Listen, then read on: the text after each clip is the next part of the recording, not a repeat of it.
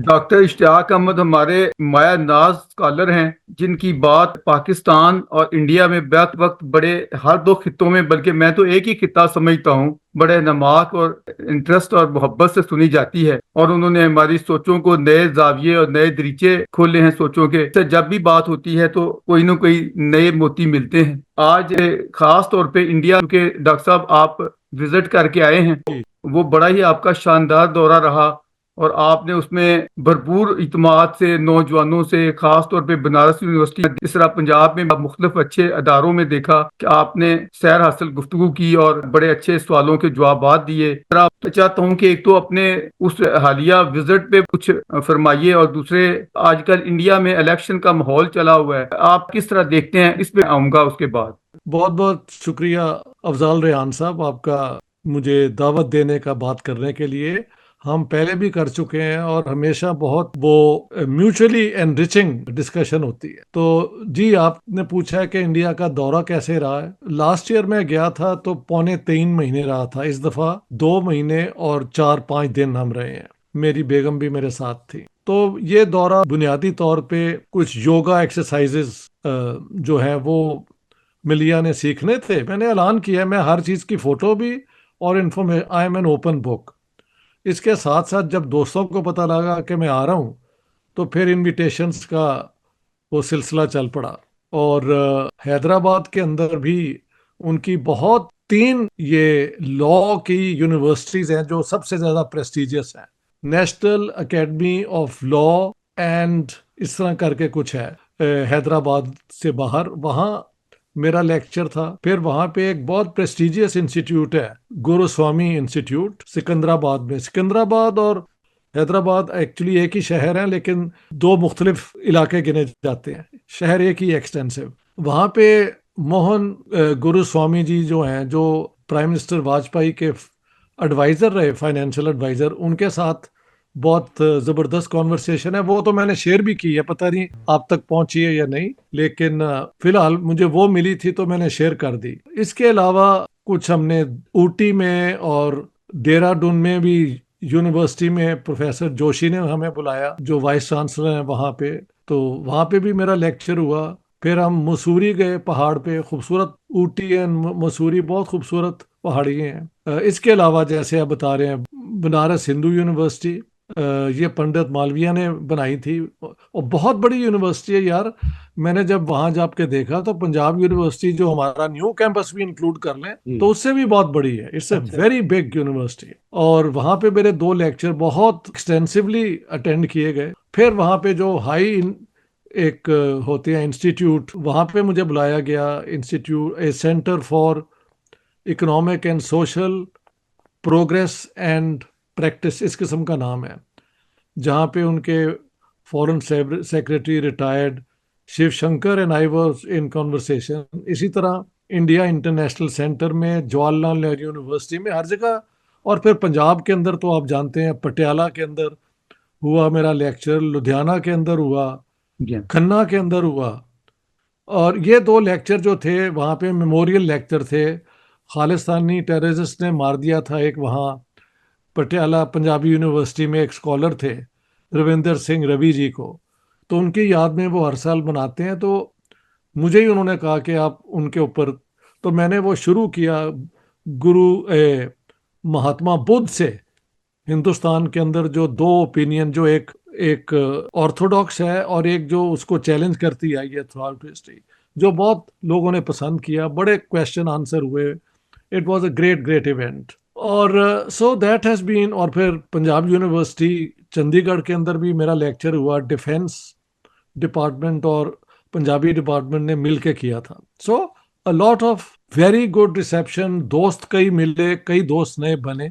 और मैं वहाँ से पिछली दफ़ा की तरह बहुत दिल में उनके लिए प्यार, उनके लिए मोहब्बत, उनके लिए रिस्पेक्ट, जिस तरह उन्होंने मेरी, they have taken care of me. वो मेरी एक वीडियो भी, एक छोटी सी मैंने वो लाइव वीडियो है, वो अभी तक मेरे फेसबुक पे आप देख सकते हैं, जिसमें मैंने एक्नॉलेज ये सारा किया था। जहां पे बात इलेक्शन की आई तो वहां नहीं पे डॉक्टर उसके साहब, थोड़ा बाद एक। थोड़ा थोड़ा मैं उधर बाद में आते हैं। थोड़ा सा जी आपने जो गुफ्तगू की है मुझे मौका दें। एक तो जी ये जी। कि आपने अभी खालिस्तानी तहरीक का जिस तरह जिक्र किया इन दिनों, वो काफी है, आपको पता है।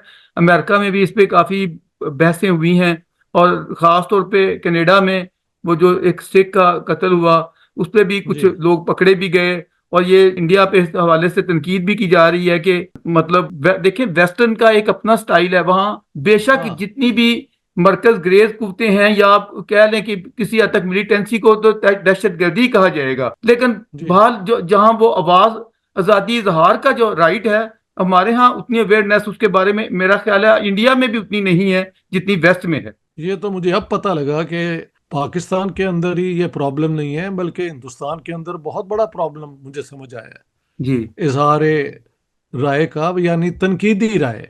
जी। आप कोरस ज्वाइन कर लेना तारीफ करने की किसी पावरफुल बंदे की, तो वो एक और बात है। लेकिन जहां आप अपना एक इंडिपेंडेंट ओपिनियन दें, तो हिंदुस्तान के अंदर जो ये तो I was very shocked when this happened कि वाकई वो खालिस्तान की मूवमेंट के ऊपर बहुत ये इंडिया पे इल्ज़ाम लगाए जा रहे हैं कि ये वो भेजते हैं हायर्ड किलर्स इस किस्म के लोगों को मारने के लिए। But that is all in the judicial process, तो जब तक कोई जजमेंट या वर्डिक्ट आप नहीं आ प्रूफ नहीं जाता हो हमें जाता बात नहीं तब तक करनी कुछ कह चाहिए। नहीं सकते। जी। लेकिन डॉक्टर साहब एक जी। बात मुझे बताएं जी। कि महात्मा बुद्धा की तरह बाबा गुरु नानक देव जी महाराज को जो मैंने पढ़ा है, वो अमन के अलमबरदार थे, और उन्होंने एक बिल्कुल मिलिटेंसी के कतई उनकी तालीमात में आमेजश नहीं है किसी तरह भी। लेकिन आज जो खालस सिखा अप्रोच है, उसके अंदर ये मिलिटेंसी काफी शिद्दत से फील होती है, खासतौर पर खालिस्तानी सोच रखने वालों में। तो ये कहाँ से आई? मुसलमानी का तो कहा जा सकता है ना कि इसकी जड़ों में कुछ चीजें हैं, उधर तो उसकी जड़ों में ऐसी चीज नहीं है, फिर ये कहाँ से आई है? हाँ जी, बिल्कुल आपकी ये बड़ी अच्छी ऑब्जर्वेशन है। गुरु नानक ने तो उस जमाने के जो जालिम लोग हैं उनको जी। चैलेंज किया, बल्कि बाबर को वो शायद मिले भी थे इमनाबाद में, और कहा कि ये तुम इतना क्यों जुल्म कर रहे हो। तो गुरु नानक के दौर में वो अमन का पैगाम, मोहब्बत का पैगाम, उनके जो राइट हैंड आदमी हर जगह उनके साथ जाता था, वो एक मुसलमान था जो म्यूजिशियन था, जी जो मर्दाना। आखिर तक मुसलमान ही रहा। ठीक है। जी। तो गुरु नानक जो है वो, मैं समझता हूँ, मेरी जो आर्ग्यूमेंट अपनी किताबों में पंजाब वाली में, और ये है कि उस जमाने की जो एंटी एस्टेब्लिशमेंट मूवमेंट्स थी ना, वो इस किस्म की भाईचारे की मूवमेंट्स होती थी। एक स्टेट का नैरेटिव होता था, एक जो प्रीस्ट क्लास है मुसलमानों की और हिंदुओं की, उनका होता था नैरेटिव अपना। लेकिन इसके अलावा अवामी तहरीकें जो थी, अवाम में मोहब्बत का, भाईचारे का, अकोमोडेशन का, वो आप महात्मा बुद्ध से शुरू करें, और वो भक्ति मूवमेंट फिर उसमें भगत कबीर के, हम बनारस में जब गए तो वहाँ पे भगत कबीर का जो मठ है जहाँ पे वो सारी उम्र प्रीच करते रहे, वहाँ हम गए, वहाँ भी अच्छा। पिक्चर्स मैंने लगाई हुई हैं। अच्छा। अच्छा। उसके बाद गुरु नानक आ जाते हैं, तो बिल्कुल आपकी बात दुरुस्त है। लेकिन बात यह है कि जो चौथे गुरु थे, गुरु अर्जन, उनका और मुगल स्टेट का एक झगड़ा हो गया। गुरु अर्जन ने शायद जहांगीर के भाई को सपोर्ट किया, वो हमेशा वहां पे झगड़ा चलता था सक्सेसर का। तो जब जहांगीर बना एम्परर, तो उसने फिर गुरु अर्जन को यहाँ पे लाहौर में, I think he was killed जी। उनको। हाँ जी। तो वहां हाँ, से सिखों के साथ एक अनेक एक झगड़ा ज्यादतियां हुआ। तो भी देखे ना उनके, औरंगजेब के मेरी बात जमाने सुन, में जिस तरह चांदनी चौक में जो कुछ हुआ है उनके गुरु। मैं आ रहा हूँ ना, आपने क्योंकि सवाल कर दिया है तो उसका जवाब अब मुझे देने दें आप। जी। जी। ठीक है। जी। कि जी। ये जी। कैसे सिखिज्म में ट्रांसफॉर्मेशन कैसे हुई। गुरु अर्जन को हालांकि अकबर ने जमीनें दी थी, ये जो है ना इलाका अमृतसर का जहाँ पे हरमंदिर है, ये अकबर की दी हुई जमीन है, जी। और इनको टैक्स कलेक्शन का भी राइट दिया था। लेकिन वो जो सक्सेशन की जंग में उन्होंने जहांगीर के जो चैलेंज कर रहा था भाई, उसको सपोर्ट किया शायद, तो फिर झगड़ा शुरू हो गया, and Guru Arjan was killed on the orders of the Mughal, ये लाहौर के अंदर ही। इसके बाद बाकी गुरु अपना काम करते रहे। फिर गुरु तेग बहादुर जी। ने कश्मीर के अंदर अफगान जो है वो फोर्स कर रहे थे हिंदुओं को कि आप मुसलमान हो जाएं, तो वो लोग फिर गुरु तेग बहादुर के पास आए कि आप हमारी कुछ तो मदद करें। तो उन्होंने जाके औरंगजेब को कहा कि ये गलत है, एंड औरंगजेब ने, खैर उनको वहां पे सजा दी गई। मैं भी अभी हो ही के आ रहा हूँ लास्ट ईयर, तो वो पूरा मुकाम भी मैंने देखा है जहां उनको उनके ये हिस्से किए गए थे। ठीक है। उनके फॉलोअर जो गुरु गोविंद जो उनके बेटे थे, जो लास्ट लास्ट। ऑर्थोडॉक्स खालसा गुरु हैं, जी। उनको और उनके बच्चों को इन्होंने परसू किया, और वो एक मजीद ट्रेजेडी है। फिर सिखों की तरफ से वो जो है, क्या नाम था उसका, नाम जो गुरु गोविंद सिंह का फॉलोअर था, उसने फिर मुसलमानों पे वहाँ बहुत जुल्म किया है। और वहाँ पे ईस्ट पंजाब के अंदर इसका जिक्र शायद बुल्ले शाह या वारिस शाह की कलाम में भी है, जो मुसलमानों पे फिर जुल्म हुआ है। हाँ, वो बंदा बहादुर जो था, बंदा बहादुर ने कसम खाई थी कि मैंने गुरु गोविंद सिंह के साथ और उनके बच्चों के साथ जो जुल्म हुआ उसका बदला मुसलमानों से लेना है। तो उसने फिर बहुत मुसलमानों को मारा, और वहां से लोग भाग के इधर लाहौर की तरफ आए और इधर वेस्ट पंजाब की तरफ आए। सिख गुरुद्वारों में ये पूरा नैरेटिव, फोटो भी बनी हुई है गुरु तेग बहादुर के साथ जो हुआ, गुरु अर्जन के, तो ये उनके नैरेटिव का हिस्सा है सिखों के। जी। सिखिज्म एक एक एक ब्रदरहुड से एक बाय कंपल्शन एक मिलिटेंट ऑर्गेनाइजेशन बन गई। उसके बाद पंजाब के अंदर अफगानों और मुगलों का जो झगड़ा चला है, नादिर शाह का हमला और फिर अहमद शाह अब्दाली का, और मुगल एम्पायर कमज़ोर हो गई, तो उसमें से सबसे पहले तो एक पंजाबी निकला जिसका साथ किसी ने नहीं दिया। उसका नाम था अदीना बेग। एक्चुअली ये एमी टाइटल था, वैसे नाम उसका शायद मोहम्मद दीन था या दीन मोहम्मद था। उसका साथ मुसलमान लीडर्स ने नहीं दिया, जो कि या मुगलों के सपोर्टर होते थे या अफगान्स के। उसके 50 साल बाद फिर महाराजा रंजीत सिंह इमर्ज किए और पंजाब की हुकूमत बनी। तो ये इस दौरान में जंगें भी हुई, हमले भी हुए, मारे भी गए, लेकिन जहां से ये पैगाम शुरू हुआ था वो बिल्कुल आप दुरुस्त कह रहे हैं, वो ब्रादराना जो ट्रेडिशन थी उसकी ये एक मूवमेंट थी। जी। अच्छा, ऐसे। अब हम मौजूदा सूरत हाल पे आते हैं। अब जी। देखें सिखों को इस वक्त मॉडर्न इंडिया में जो राइट्स हासिल हैं, अब उनकी इंडिया में मेरा ख्याल है कि कुल आबादी का हिस्सा 2.5%, 3 भी नहीं है।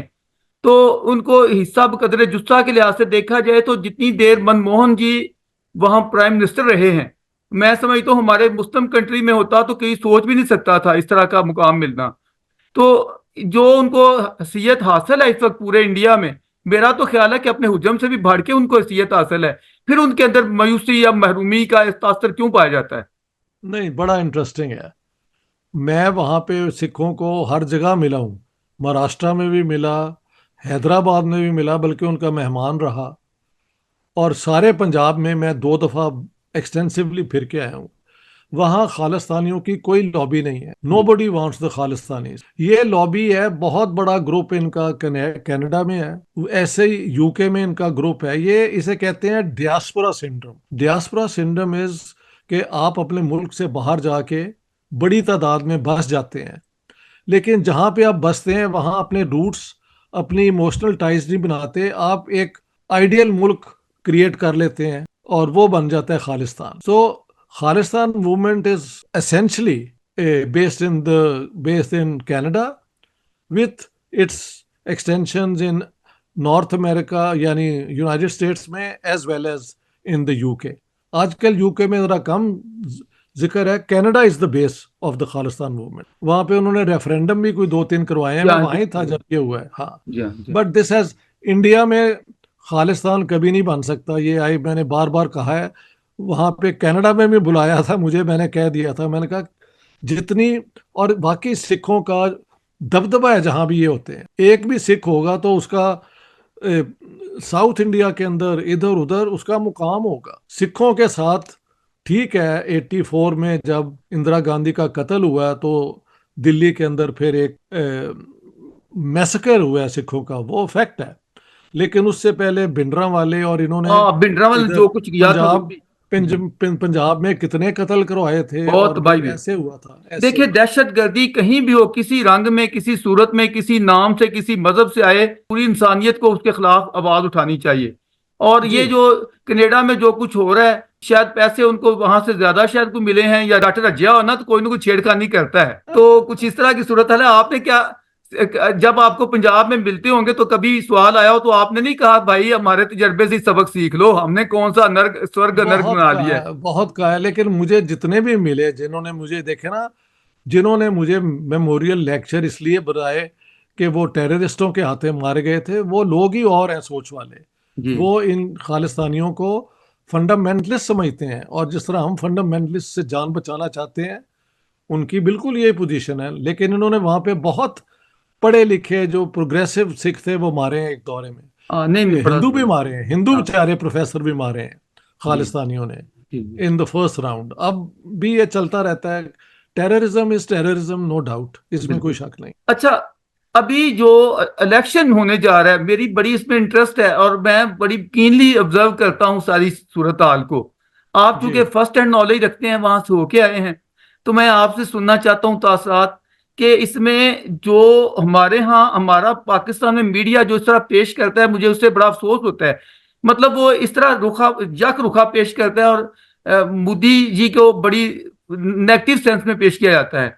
तो मैं आपसे सुनना चाहता हूँ इसमें क्या हकीकत है और क्या क्या अफसाना है। बात यह है कि अगर आप मीडिया की बात करें तो मुझे बताएं कौन से इंडियन मीडिया पे पाकिस्तान के हक में कभी भी कोई अच्छी बात होती है। ये हाँ नेले पे दहले हैं, ये यूट्यूबर्स और ये जितने हैं, ये वो क्या कहते हैं, for me they mean nothing. ये सिर्फ यूट्यूबर्स हैं और इनका काम है नफरत मुसलमानों और पाकिस्तान के खिलाफ करते रहना।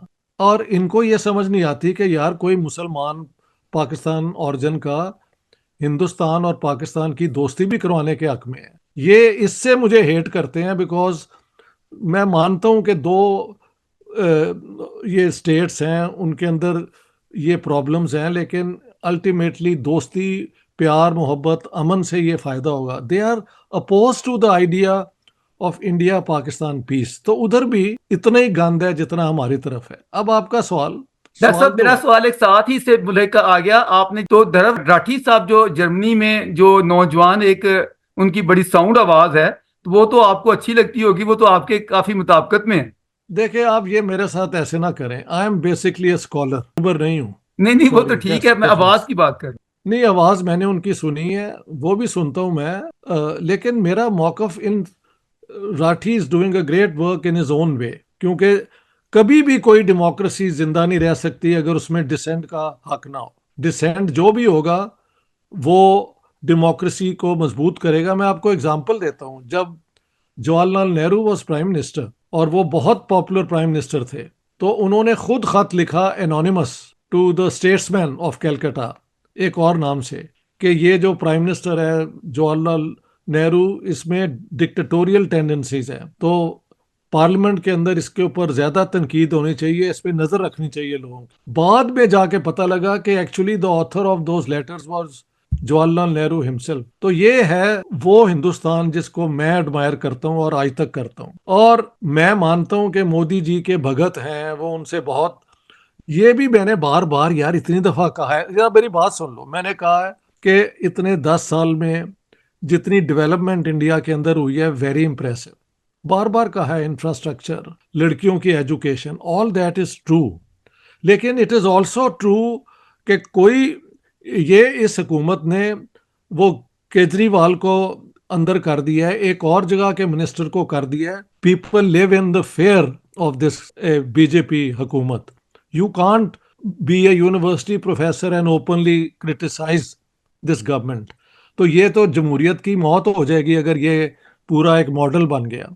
आप देखें, ये कनाडा आते जाते हम रहते हैं, अमेरिका आते जाते रहते हैं, यूके आते, किताबों के और किताबें हमने लिख दी हैं, क्लोनियलिज्म, इंपीरियलिज्म। वो अगर आपको वीजा देते हैं, वो सिर्फ ये देखते हैं ये टेररिस्ट तो नहीं है, बाकी इसका ओपिनियन है, let him have an opinion. तो मैंने एक अपने पाकिस्तानी यूट्यूबर को अपनी तरफ से तो बड़ा स्कॉलरली वो दिया था कि भी ये हो रहा है, उसका इतना शोर वहां पे मचा। हाँ जी। और इन लोगों ने इतनी बदतमीजी, बेहूदगी की कि आई कांट अंडरस्टैंड।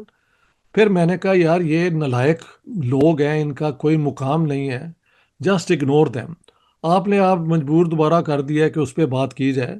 तो इलेक्शन देखने में तो ये लग रहा है कि Modi is going to win the elections, लेकिन will he get the 400 seats they are aiming at, that is being questioned. लोग जो देखे ना, जब तक वोट काउंट नहीं होते हमें नहीं पता कि उस दिन क्या वोटिंग होगी। यही मैंने कहा था कि let's wait until the final count has taken place. But मेरी ऑब्जर्वेशन यही थी, और मैंने कहा बार बार ये अपने प्रोग्राम में कि देखो, मैं दूर दराज वैलीज में गया इंडिया की, वहां पे दो दो अजानें हमने सुनी है, यानी I was reporting everything which is good in India, let's say in Modi's India. But can't I have an opinion कि जहाँ पे मोदी साहब कहते हैं कि जी ये जो आपका ये सोना जो है ये वो ले लेंगी कांग्रेस की हुकूमत मैनिफेस्टो के मुताबिक, और मुसलमान जो ज्यादा बच्चे पैदा करते हैं, दीज आर हिज वर्ड्स, उनको वो दे दिया जाएगा। हाँ, और आपका मंगल सूत्र जो है यानी जो शादी का निशान है वो खत्म हो जाएगा। For me that is indefensible in a democracy. That is majoritarianism gone to the extreme.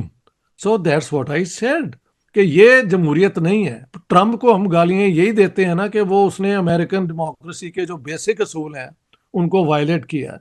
तो मैं उसी लेवल से जिस तरह पाकिस्तान की लीडरशिप की बात करता हूँ, मैंने मोदी जी की जो इकोनॉमिक अचीवमेंट्स हैं उनका भी जिक्र किया, लेकिन जो मैं समझता हूँ पॉलिटिकली गलत हो रहा है, आई एज ए स्कॉलर मेरी किताबें इंडिया में पब्लिश हुई हैं, बल्कि ज़्यादा मेरी किताबों के तर्जमे वहाँ हुए हैं, और वहाँ पे मुझे अवार्ड भी मिला है best non fiction book award का जिनाली किताब पे।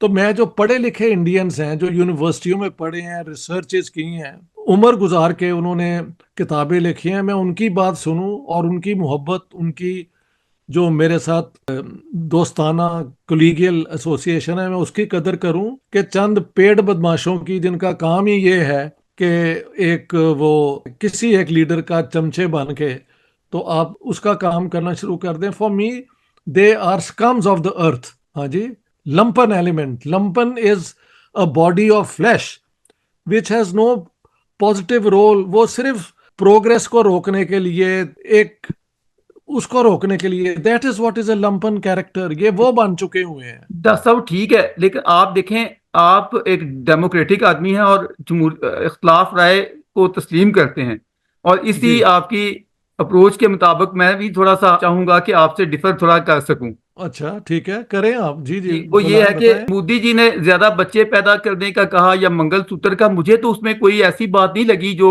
खिलाफ हकीकत हो। सच्चाई तो यही है जो उन्होंने कही है। देखें, बात सुने, यहाँ पे लगता है कि there is a strange fixation in Pakistan on the other side.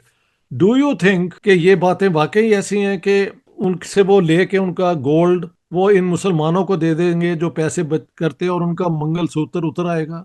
You know, if you have studied the rise of Hitler and fascism, के यहूदी जो दुकान चलाते थे अपना, उन पे जो अटैक हुआ है 1938 का, कि कैसे फैशिज्म जो है मॉब से आगे बढ़ती है, ये बिल्कुल उस किस्म की बातें हैं। I have met Muslims in India जिनके 2 या 1 बच्चे हैं, पढ़े लिखे भी हैं। ये गरीब हिंदू भी उतने ही बच्चे पैदा करते हैं जितने मुसलमान करते हैं। उनके इलेक्शन कमिश्नर जो रहे हैं कुरैशी, उनकी किताब है कि that the Muslim percentage of population is actually, वो जो ग्रोथ रेट है वो इंक्रीज हो रहा है। जैसे पढ़ाई लिखाई आ जाती है, जैसे इकोनॉमिक स्टैंडर्ड बढ़ जाता है, बच्चे अपने आप ही कम पैदा शुरू कर देते हैं। अफजाल रेहान साहब, कहाँ ये इन चीजों से you get carried away? Doctor ये तो साहब, सतही बात बात है, बच्चों की सिर्फ नहीं है। सुपरफिशियल बातें हैं। देखें, कांग्रेस में मुसलमानों को बहाल एक प्रिविलेज हैसियत हासिल थी। क्या एक प्रिविलेज है? What privilege? व्हाट अब देखें privilege? Give me an doctor साहब, एग्जांपल। देखें 370 हाँ, जो लगाई अगर गई थी कश्मीर में, है वो एक प्रिविलेज ही दी गई थी जो कि खत्म होनी चाहिए थी। यार, खुदा दा खौफ करो, खत्म होना इज राइट, मैं उसके तो हक में हूँ, लेकिन वो तब बनाई गई थी कि वरना कश्मीर जा रहा था पाकिस्तान को, they had to do it, और ये महाराजा ऑफ कश्मीर ने निगोशिएट किया था। You don't even know the background. Sheikh Abdullah और Maharaja both made this precondition that Kashmir will join India. Do you know that? Doctor साहब ये ठीक है, महाराजा लेकिन की सारी निगोशिएटेड है, सूरत हाल पे नजर आर्टिकल डालें। 370। पार्टीशन के बाद जो यहाँ सलूक हुआ और जो उधर महात्मा गांधी और पंडित नेहरू ने मुसलमानों से किया, आप डिफरेंस देखें। उनका बहुत बहुत ही ज्यादा फेवर है मुसलमानों की। फेवर क्या? Get explain the word favour. What do you mean by favour? Doctor साहब, फेवर इन मानों में कि अगर उस वो क्या अदले का बदला होता ना, तो वो ये ना होता। वो तो वो कहते भी आप भी जगह हाँ, खाली बदला करें, नहीं लिया, बदला नहीं ना लिया, यही आप आप भी कह जगह रहे हैं। खाली करें, ये नहीं कहा हाँ उन्होंने। हाँ, ये ये नहीं कहा। तो यही तो इंसानियत की अपना अजमत है यार, बदला लेना। तुम खुद ही कहते हो terrorism is wrong, can't you hold on to your own ideas? What is terrorism if not taking बदला? What is terrorism? टेररिज्म अलग चीज है, मतलब एक अगर वो चाहते तो नहीं, ये कर बिल्कुल अलग सकते चीज थे कि नहीं है। आपने अपना मुल्क बना लिया, अब जाएं अपने मुल्क में। ये भी आप गलत कर रहे हैं, बिकॉज हिंदुस्तान की आज़ादी में मुसलमानों ने भी अपना काला पानी भी गए हैं, उनको हैंग भी किया गया है, और जमीयत उलमा हिंद उनके साथ रही, अब्दुल गफ्फार खान उनके साथ रहे, खान बहादुर अल्लाह बख्श सुमरू उनके साथ रहे, जिनको कत्ल करवा दिया मुस्लिम लीग ने। हाँ जी, कर रहे हैं। बाल क्या, ये जो सलूक इधर से हुआ उधर वो सलूक नहीं हुआ, एक चीज हाँ, तो किसी वो के नहीं साथ। कर, यार नहीं करना इज इंसानियत, यही तो इंसानियत का अरूज है। ठीक है, जातियां तो हुई ना, वो आज का हिंदुस्तान या आज का ये मोदी आप, मोदी की जो बट दैट इज, बीजेपी की जो सोच है, डॉक्टर साहब इस तनाजर तो में फिर देखें वो बेहतरीन फिर होगी।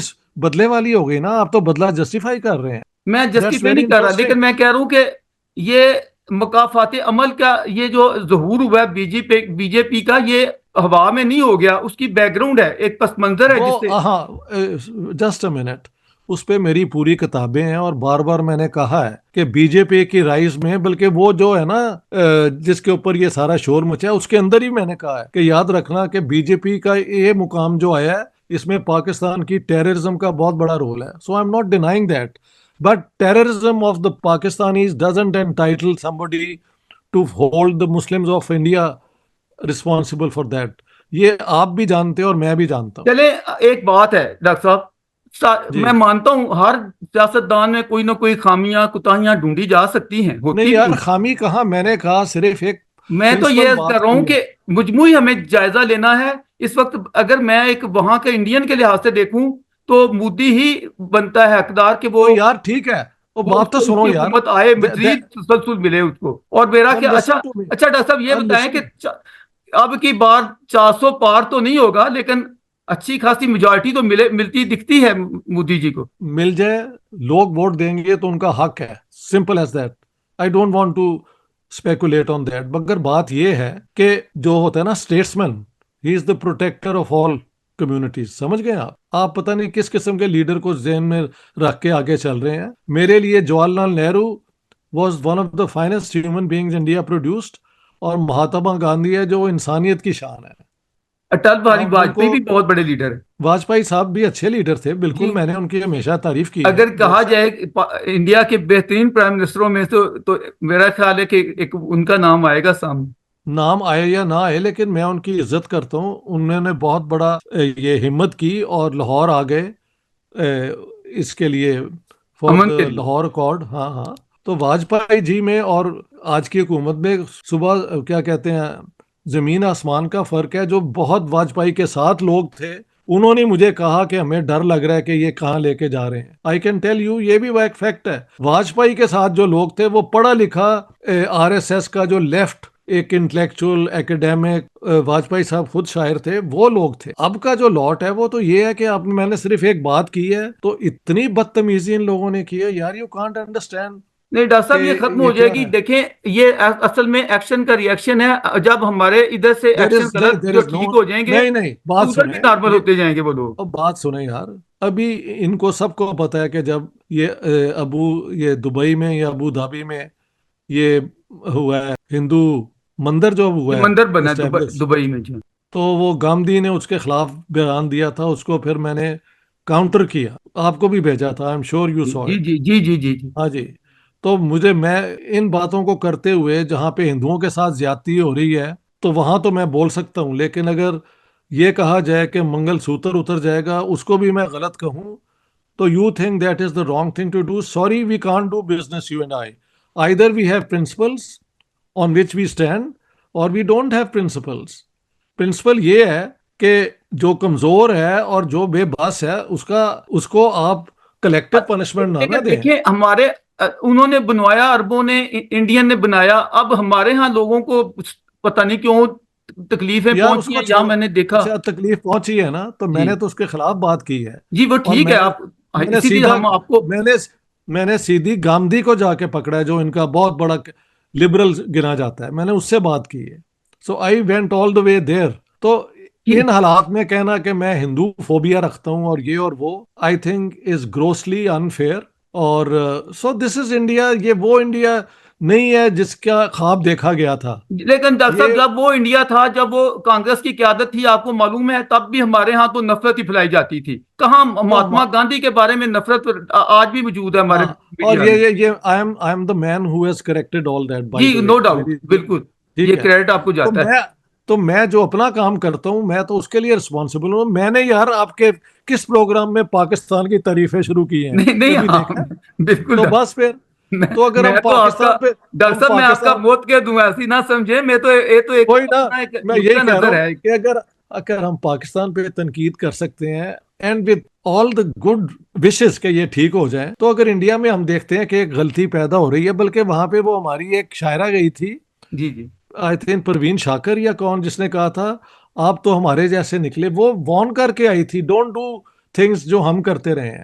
तो जी जी। मैंने सिर्फ यही कहा है कि डोंट स्टार्ट तनकी बिकमिंग पाकिस्तान हिंदुइज्म को, अब्राहमिक